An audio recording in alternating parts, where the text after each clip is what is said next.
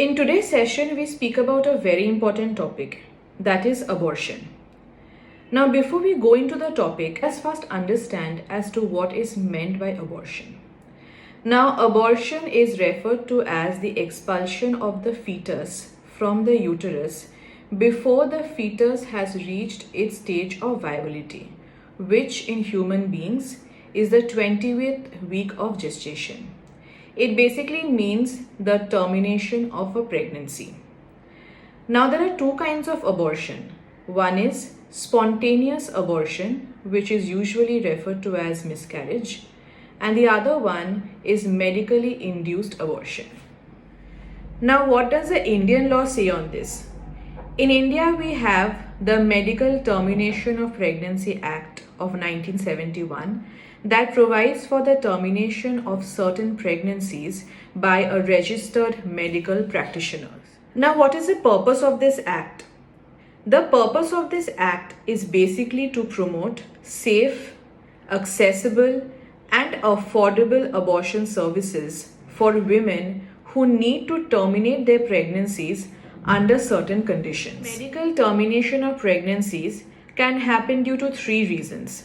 It can happen as a result of a health measure where there is a substantial risk that there is a threat to life or a risk to the mental and the physical well-being of a woman. It can happen due to humanitarian grounds where a woman has become pregnant due to a sex crime. Third, on eugenic grounds where there is a substantial risk involved that the child may be born with some serious deformities or diseases. Now, let us also remember a few very important things. A regular pregnancy lasts for about 40 weeks. Now, under the Medical Termination of Pregnancy Act, if the length of the pregnancy has not exceeded 20 weeks, then the pregnancy may be terminated by a registered medical practitioner.